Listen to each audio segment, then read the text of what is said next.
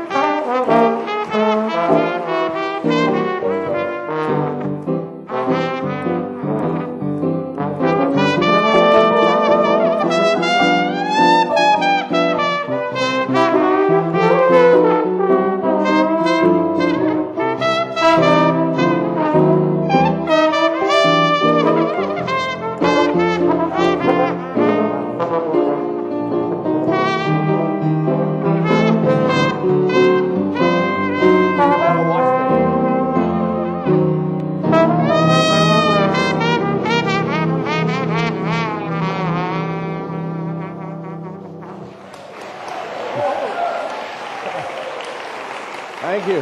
Thank you.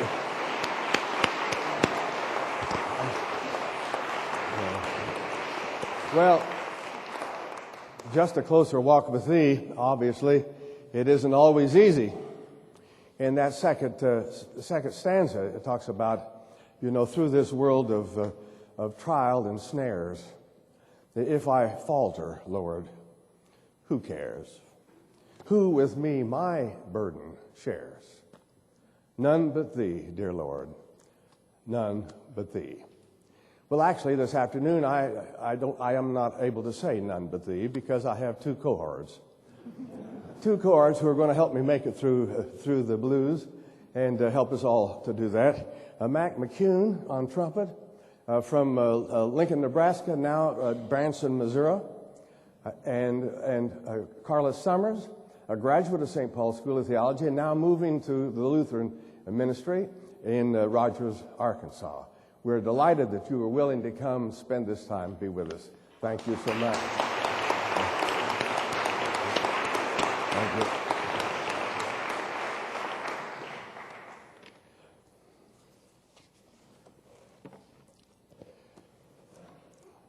I already talked about the issue of H. Grady Davis yesterday, and his saying if we're going to learn from other art forms, we need to learn from art forms that have a time sequence. And I'd like to have Aristotle help us do that this afternoon. It took me a long time. You understand, when I started appointed by a Methodist bishop to serve a church, I was a sophomore in college and was paid to practice on those poor people. And then again, when I was at Drew Theological Seminary doing the theological studies as well. And basically what I did is I moved from the intercollegiate debate hall into the pulpit and did about the same thing. It was deductive, it was argumentative, and it pushed toward a conclusion. My mother, who heard the first sermon, she said it was just lovely, Eugene, and then added a few minutes later, it did sound a little bit like a debate. Well, it had good reason to do that, but at any rate, it seems strange that I should start that way because I started playing the piano at the age of 5 to get back at my older brother who was taking lessons, and I'd wind up at 5 playing the lessons he had been trying to learn without opening the primer, and just irritated the devil out of him. And I said, "Gotcha." At any rate, so I started taking lessons, and by the time I was in the 7th grade, I was playing in somebody else's band by high school. I was running bands, and if somebody would have said to me, "When you get ready to preach the way you play the piano," because I understood very, very young, if you're going to do jazz improvisation, what you do is that you start simple, and then you mess around with the chords and the melody line, and you I'll just put it this way, that you turn it sideways. If somebody would have said, "Do that in preaching," I would have known so many years, almost decades, before I ever got the hint of narrative preaching. But I did not. In fact, it wasn't helped by the course at Drew, in which the textbook was The Principles and Practice of Preaching by Ellen T. Jones. And his point of view was the way you begin preparation for a sermon is you get an idea. Where it comes from, it doesn't matter, but if it's a good one, get an idea. And then begin to work on the idea until you can get it so crisp, so clear, so focused that you're ready. That's step one. And then the second thing is figure out what you're going to do with the idea and see where you might want to go with it. And then the third thing you do is to find a text. Well, I think they think I'm lying. That's exactly what's in the book. I looked it up recently to make sure. But I didn't really need to learn that. That's what I was already doing. But anyway, the whole notion of starting in a different place did not occur to me for some time. But I finally got in and began to understand the move toward narrativity. And although it was still discursive, it was still logical, it was still pushy. And finally, I was able to move beyond that to doing time in the pulpit, as I put it yesterday. And I began to understand that, in fact, the way a sermon works, and it comes from time and goes finally to an end time, and that's how it starts.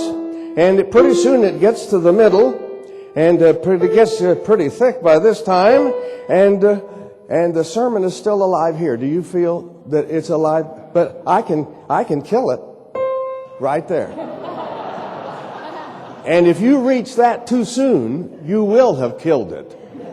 Indeed. So remember Jeremy Begbie that we were talking about yesterday, twin elements of tension and resolution. So here's Aristotle, who talks about a conflict, a complication, a peripety, which is a decisive turn or reversal, and a denouement. And that's the way he deals with plot. And that's what we're going to do, remembering that the peripety, as she said so well, is at the point of the radical juncture. Everything is different after that. And so that's where we begin with conflict. Actually, you don't have to have a whole lot of conflict. You just have to tweak it sometimes. For example, take Amazing Grace, and you'll notice how normally you're supposed to play it.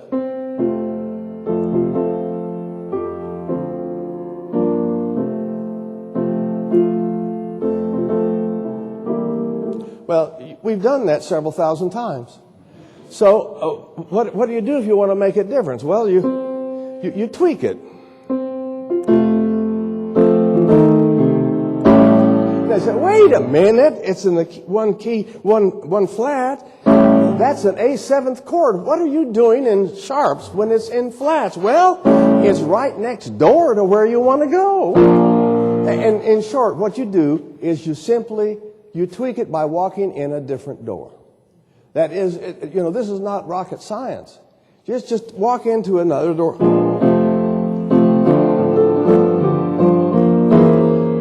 You just wanted to make something different.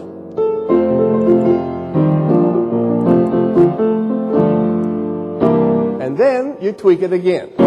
That's the wrong chord. Well, you're going to walk up to home. You just tweak it. And sometimes you say, when you got to those wrong chords, why are we here? Or like a hymn. Oh God, our help in ages past. It's supposed to be this. But you change it.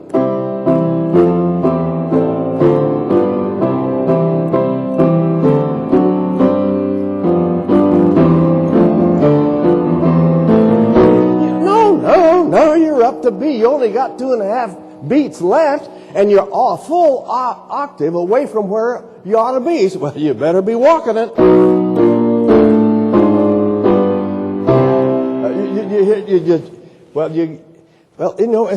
It's sort of like on the road to Emmaus. One of the first things that really needs to be asked is, what are they doing out there?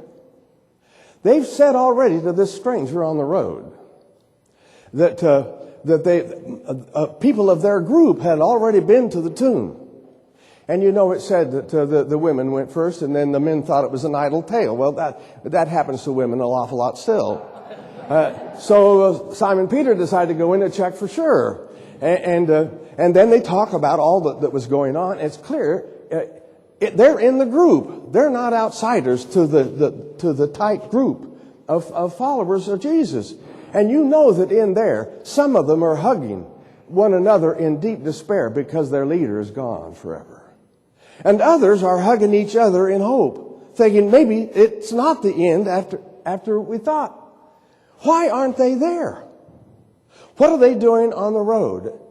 And to ask that question is to prompt a peculiar journey as they head their way to Emmaus. And then, of course, you know the text as well or better than I do. They get there. They still don't know who he is. He's told them plenty, but they still don't know. And he's known in the breaking of the bread. And then, the strange thing that happens, like it happens in a sermon, by the time they hit, it's a wonderful divine touch. And that is, as soon as they discover in the breaking of bread who he is, he's gone. Isn't that wonder? I call that divine humor. He's gone. And then it turns them around. They start heading back home where they ought to be. And you might say, isn't it a shame? Isn't it a shame? It's dark by now. They're going to have to walk back home, back to headquarters in the dark. Oh, don't you think that way? It was in the daytime when the sun was out, when they were walking in the dark. And now when the sun is down, they're walking in the light. Oh, that may have something to do with the lecture this morning. There are two kinds of light. Were some of you there? At any rate, so you need to tweak it, and sometimes you have more conflict than just tweaking. For example, as Paul Scott Wilson talks about in terms of juxtaposition, there's a song called "Swinging Shepherd Blues." It goes something like this. It really deals with trouble off and on. Notice, that's not troublesome. That's quite all right, don't you think? Well, now that's closer harmony, but we're still all right. But, that's problem. There's a B flat here and a B natural there. Trouble. Oh, how do you spell relief? Oh, that's mellow. We're home free. No, we're not.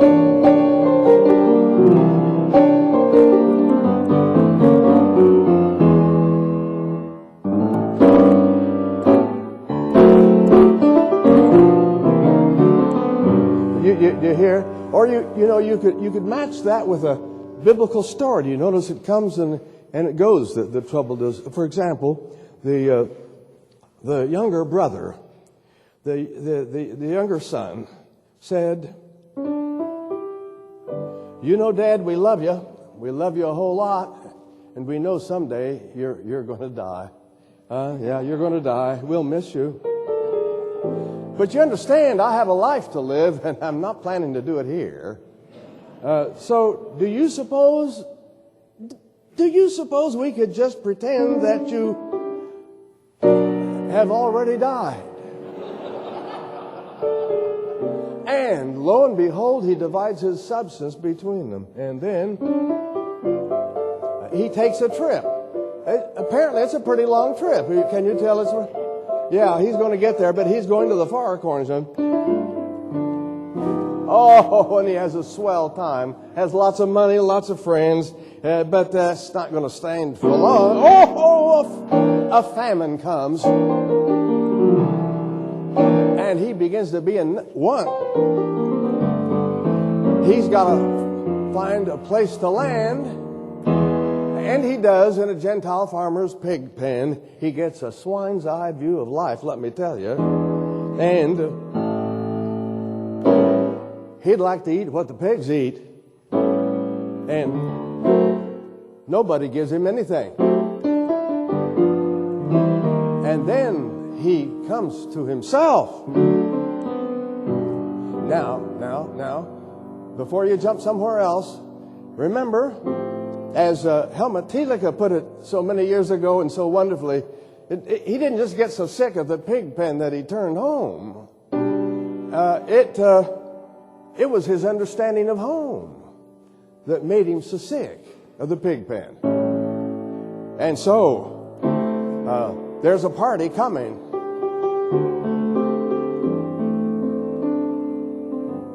All right, let's just give it a try. Join me, if you would, Mac.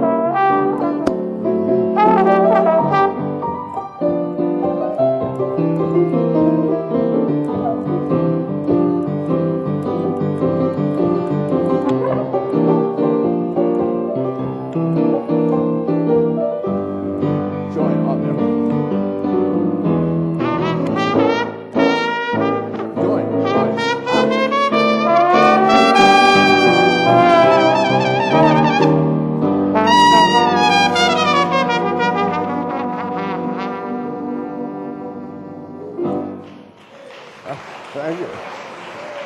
All right. And as Begbie says, it's got teleological principles involved. You feel it working that way. It's got direction, he said, and we sense it's going somewhere. And there's just a lot of songs that go somewhere in different ways.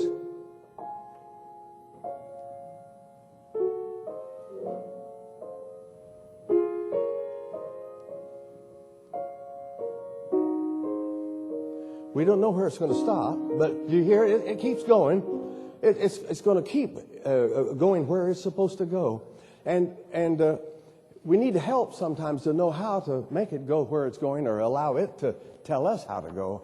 I'm so grateful for David Schlafer helping after the plot was out there for a while, for him to say there's more than one way to carry the freight of the plot line. It may be logic. I knew about that early. It may be logic, argument, and so forth and so on, or it may be image, or it may be story.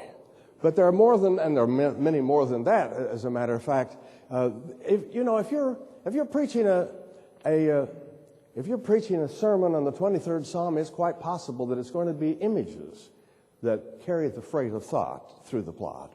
And if you're doing the prodigal son, or as we call it, it's really prodigal father, it's probably going to be story-like, a parable-like, or it may be some form of argument about theology and doctrine.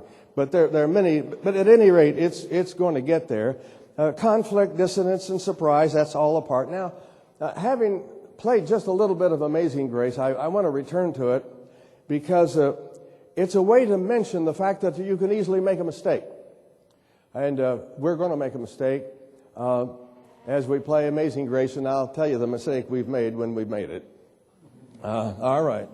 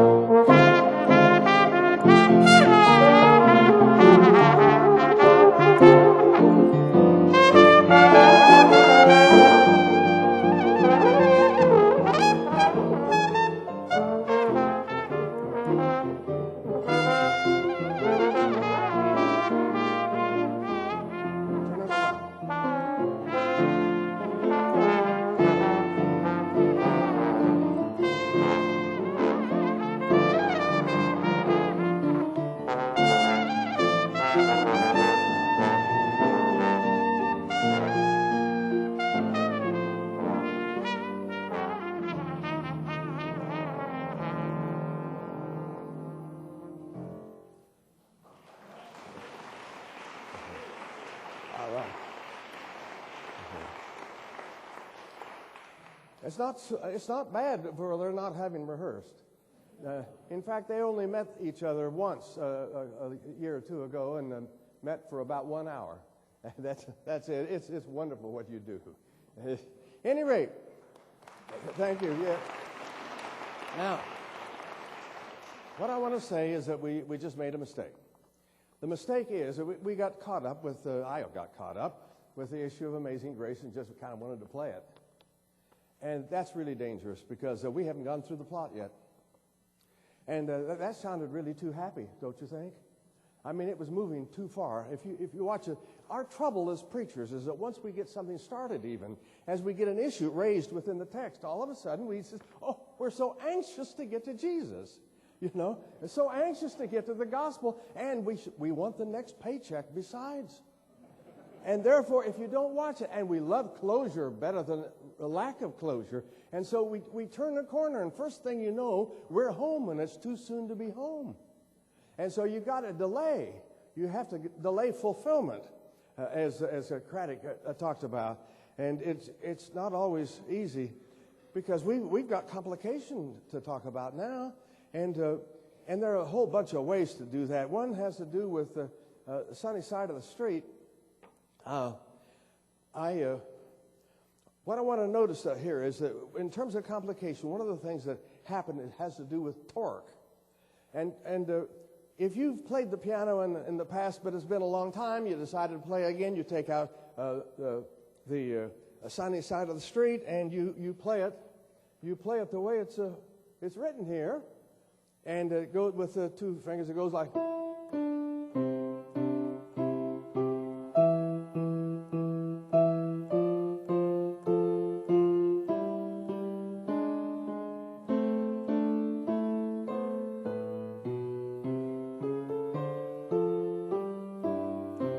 Sense it kind of misses something. So what do? You bend the tone, bend the beat.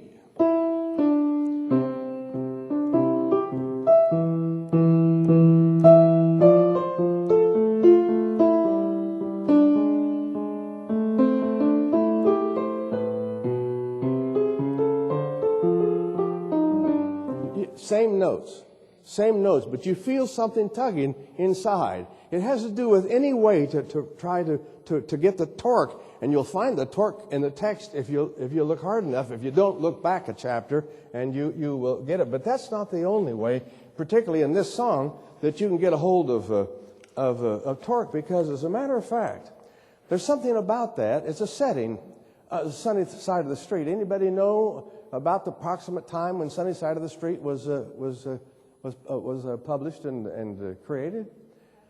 It's in the Depression. Did somebody say yes? It was within the year of the fall of the banks on Wall Street. It's 1933, and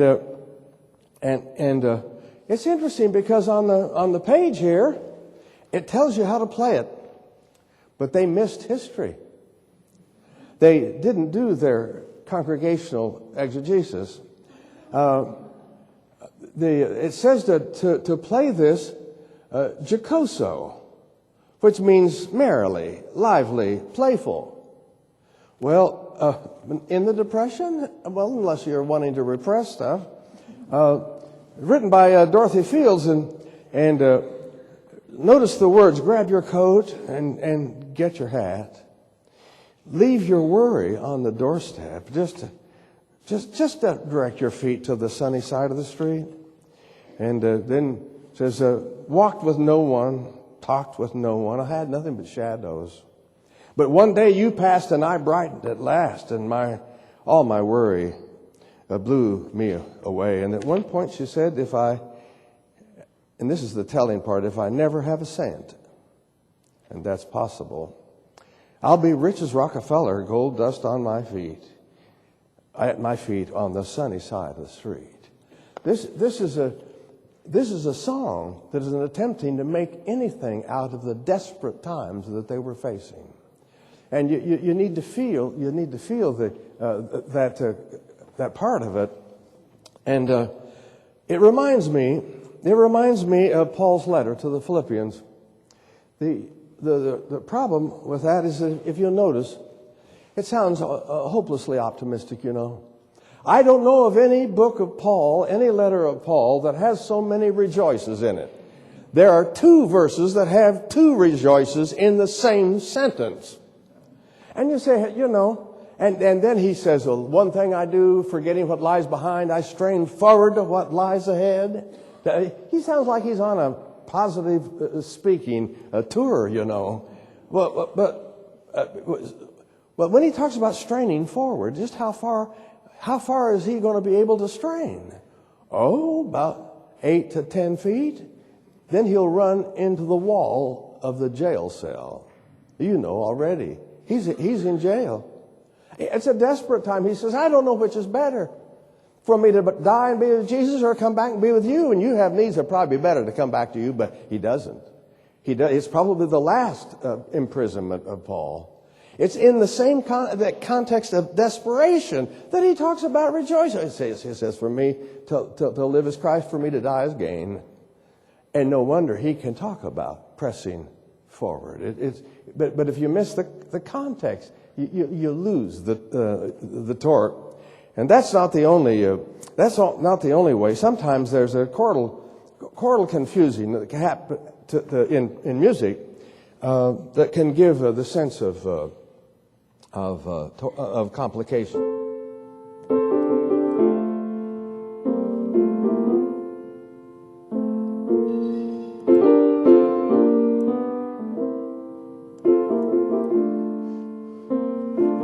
Sometimes something happens that's strong. It's shocking.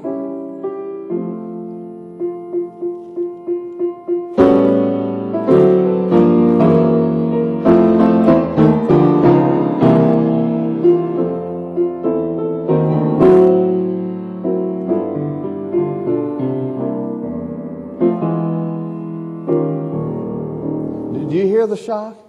It happens. So once that shock happens, there's no way really to go back. And another way that you can deal with complicating well, let me give you another biblical text that has that kind of shock to it. Do you remember Aaron's running things? Moses is up on the mountain. And he and God are having this conversation. It's not a very happy conversation. They're in great disagreement. And he is listening to God, and God is saying, I want you, I'm burning hot with anger. And you, the leader, you who've brought these people out of Egypt, and they're disobeying me. They're not following my way. You brought them out, and you need to control them. Well, leave me alone. I'm just wanting to let my anger wax hot, and I'm going to consume them. And Moses says, "How can your anger burn hot this way? Because these are your people, whom you brought out of Egypt with a mighty hand. I suggest you remember the promises, the covenant you've made to Abraham and so forth and so on. And, it would be really true, God, for you to be true to yourself. I think you've made a commitment already." And he actually won. But the point is, once you see the absolute reverse of who's who and who's in charge of what, all of a sudden the text can begin to move on. And sometimes there's another way. I'm thinking about, well, I better read just a little bit. Cannonball Adderley. Some of you know Cannonball, who made famous the song "Mercy, Mercy, Mercy." Now, that song has many lyric forms. All of them not good enough for him to use when he's playing it. And here's how he starts the record. Cannonball said,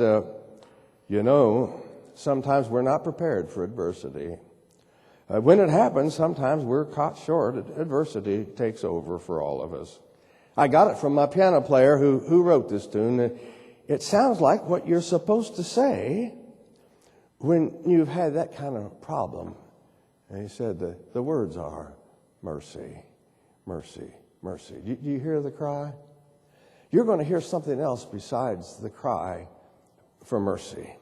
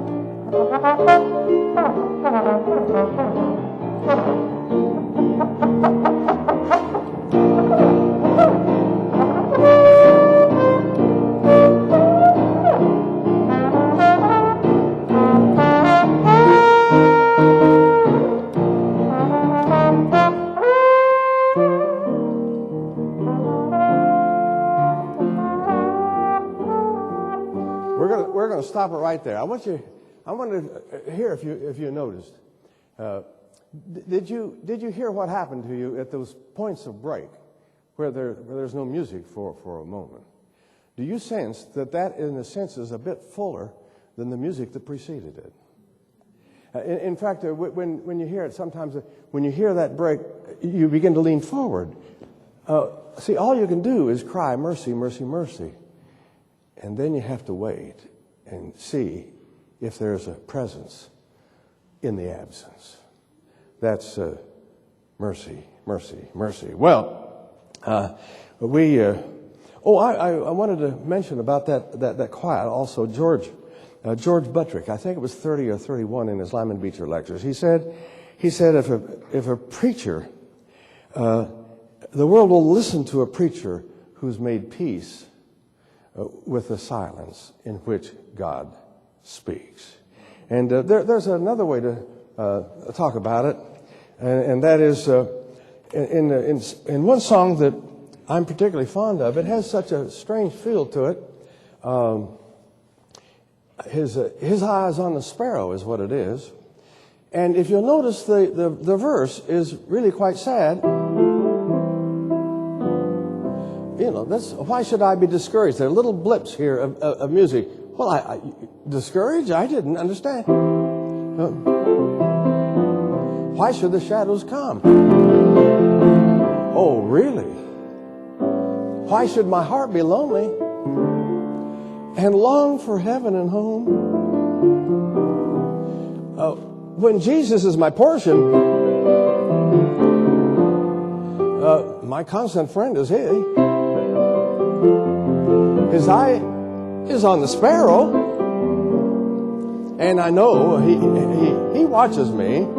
His eye is on the sparrow. Then all of a sudden something happens. We get to the chorus and it takes off. I sing because I'm happy. I sing because I'm free.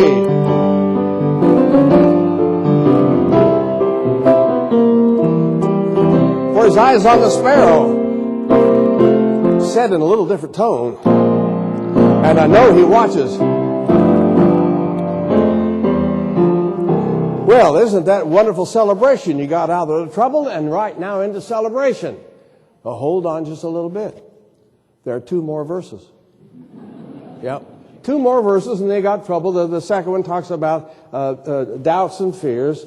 The third one is even worse. Whenever I'm tempted, whenever clouds arise and song gives place to sign, when hope within me dies, I draw closer to Him. From care He sets me free, and then we get the point is, from yesterday, would you guess that I might think that has something to do with tension and resolution? And the tension is still present when the celebration is going on. It's not just empty celebration, just a goody-goody time. It has to be some sort of overcoming in the midst of. And that's one of the things about the people who play blues.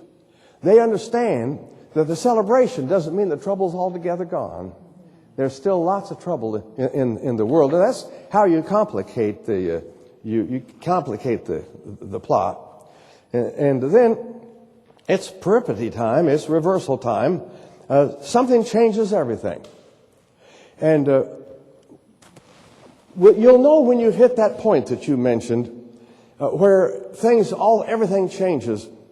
You'll know what that is when you think about the story of Nicodemus. You remember, and he came by night to see Jesus. I think it was 2 in the morning, probably.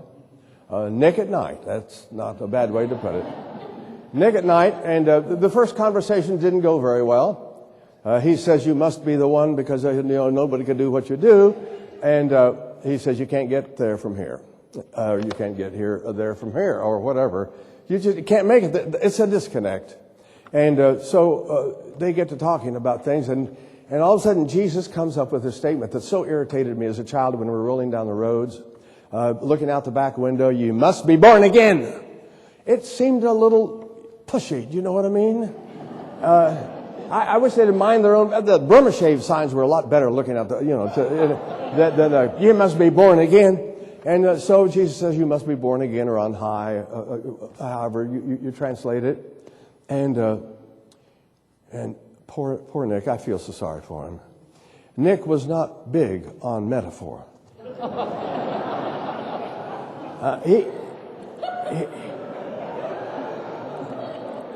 I think you're getting ahead of me. He wasn't big on metaphor, and he thought Jesus was talking gynecology. And then he gets kind of crude. He says something like, how as a grown man can I crawl up the leg and re-enter the womb? That's kind of gross, but that's what he had. Do you sense that he's on a mission to find out what he's got to do? And as soon as he's told this, he says, how do I do it? How do I do it?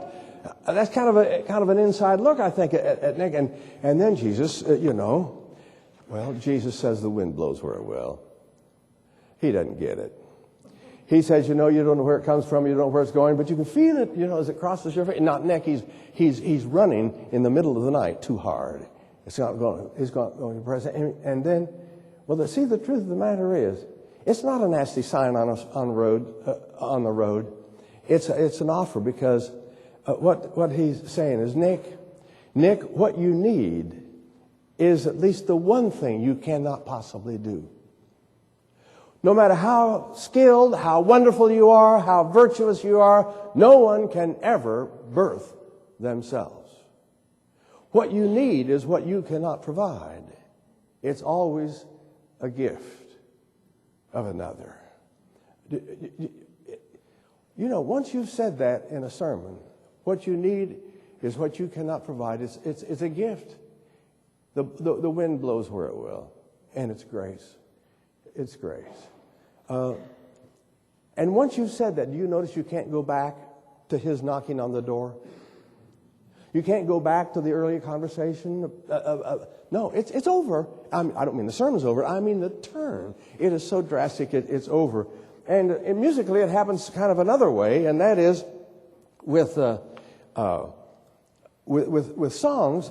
The typical songs that I like to play that are good for blues, etc., are AABA. Some of you know what I mean. AABA. The B's different, and it's the turnaround spot. So we'll play a little "What a Friend We Have in Jesus," and see if you hear the turn, because often what happens by the time you make the turn, even though you're playing the same thing you did twice before, it's altogether different because of where you've been. Oh, that's the way the gospel works.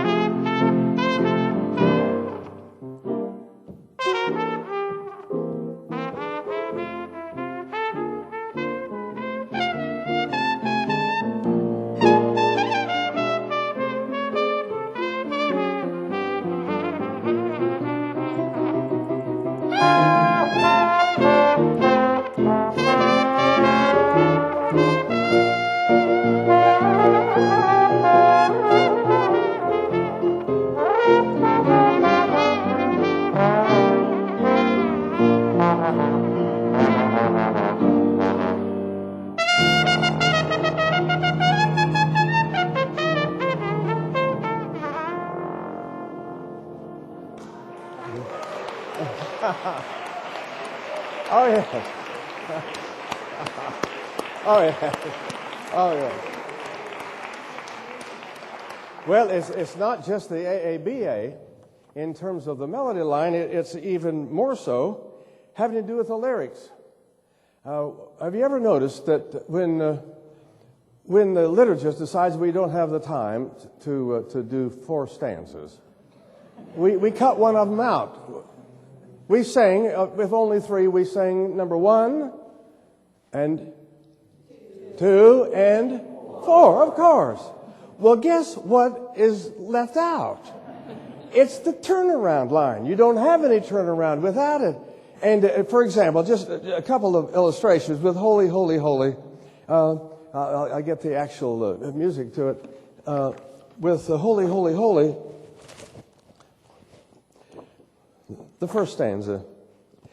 Lord God Almighty, early in the morning our song shall rise to thee. Holy, holy, holy, merciful and mighty, God in 3 persons, blessed Trinity. Oh, yes, and then holy, holy, holy. All the saints adore thee, casting down their golden crowns around the glassy sea. Cherubim and seraphim falling down, which word and art. And here's 3. Holy, holy, holy, though the darkness hide thee. Though the eye of sinful man thy glory may not see. Only thou art holy. There is none beside thee, perfect in power and love and purity. Now 4, Lord God Almighty, all thy works shall praise thy name, in earth and sky and sea. Holy, holy, holy, merciful and mighty, God in 3 persons, blessed Trinity. You hear? Without the 3rd stanza, you're in dark trouble. Or, left something over there. Joy to the world, the Lord has come. Let all the earth receive King. Every heart shall, so forth and so on. And joy to the world, the Savior reigns. Let all their songs employ, while fields and floods and so forth and so on. And then, no more let sins and sorrows grow, nor thorns infest the ground. He comes to make his blessings flow, and far as the curse is found. And then finally, back again, he rules the world with truth and grace, and makes the nations prove the glories of his righteousness. You hear that? In fact, somewhere I lost it. Oh, here it is. Here it is. In fact, that somebody wrote this ode to the 3rd stanza. Do some of you know? It was written by David Robb with apologies to Joyce Kilmer. And it goes like this. I think that I shall never see a resurrected stanza 3. The 3rd with salient thought, revealing why the hymn was wrought. The 3rd, which sometimes bears the soul the hymnist wanted seen as whole. The 3rd replaced by interlude, through which we stand in somber mood. Thus sing the 1st, the 2nd, and the last, the way we've done it in the past. Hymns are sung by folk like me, but only God sings stanza 3.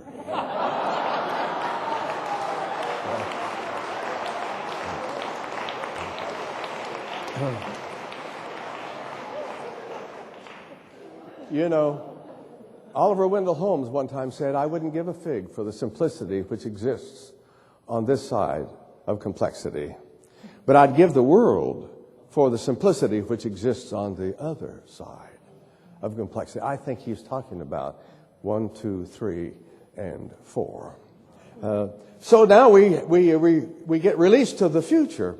Opening to know, Aristotle called it denouement, opening to the future. And I'm thinking about Jacob.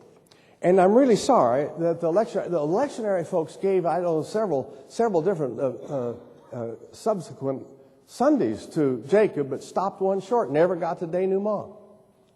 Stopped the story at the point of the place of the Jabbok River. And that's such a wonderful story because, you remember that he's been a con artist for 20 plus years. That's just one part of it. That's with Laban and family. And now he discovers 400, is it 400 or 400, I think, people, coming against Esau's still mad after all this time. Got a whole army with him. And you know what he does there at the Jabbok River. He's been real sterling about this, you understand. He's brought a lot of animals. He's given them as gifts. Let's call them bribes. There are hundreds of animals. And he puts them on the Esau side of the river, did you notice? In two lines. So no matter which part Esau and 400 come, I mean, each one is supposed to say, your servant is behind us. Your servant, way behind us, let me say, way behind us. And so he's staying on the safe side of the Jabbok. Well, he only thinks it's safe. I tell you, it ain't safe, because the divine comes to have a wrestling match in the night. And they wrestled all night long, put his hip out of joint. Yeah, it did, and it said he prevailed. I don't think it meant that he prevailed over God, because he said after that, I've seen the face of God and am still alive. I think what it means he persevered, it means that he survived death coming. That's how he prevailed. And then they stopped the story, but here's Jacob, and he's about to cross the Jabbok River. Do you remember what he did on the other side of the river after the experience with the divine?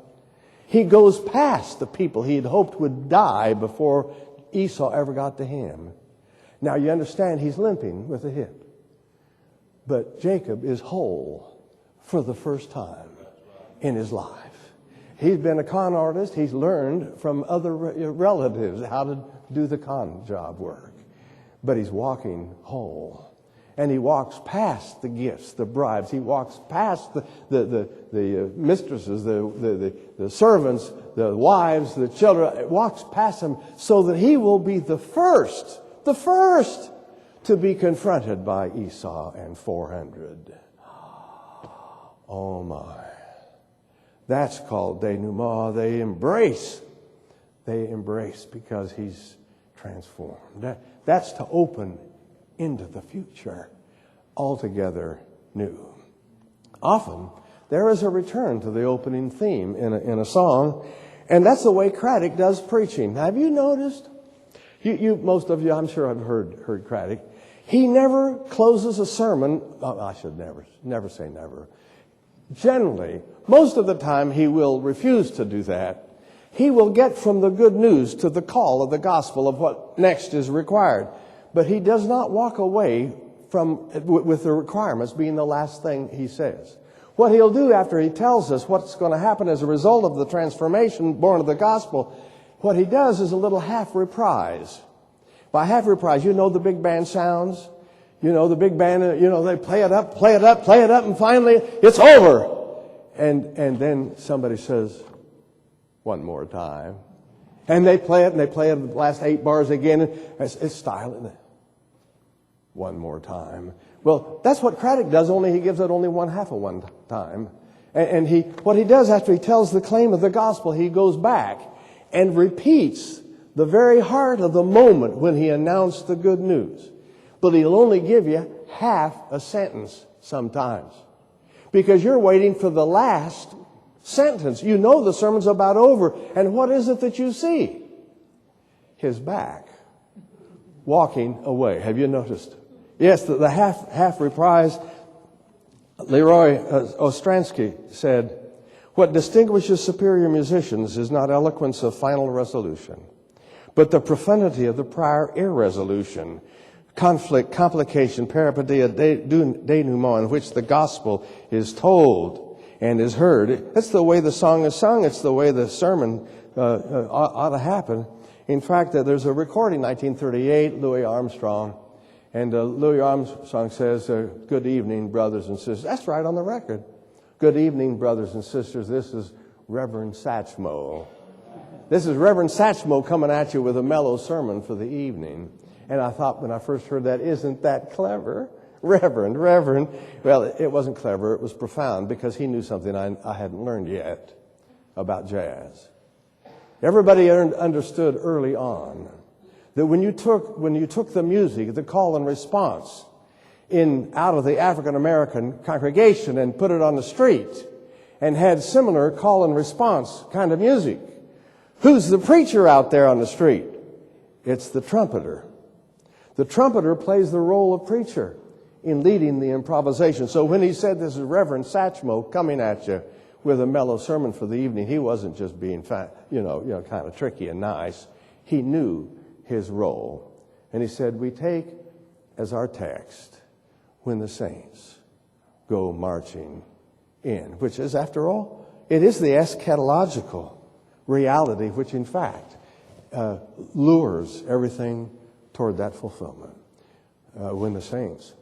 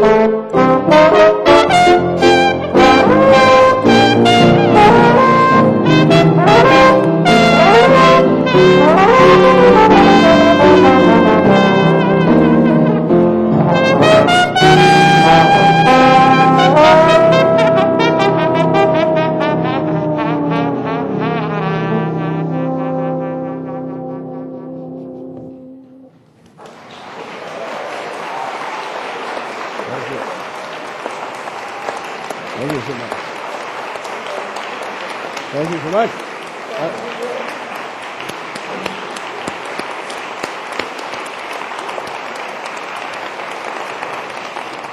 Thank you so much. Okay. Goodbye. Thank you. Thank you. Oh, what old sir? You were great. Oh, thank you. Thank you. Come on, come on. Come on. Mac McHugh, Carla Summers.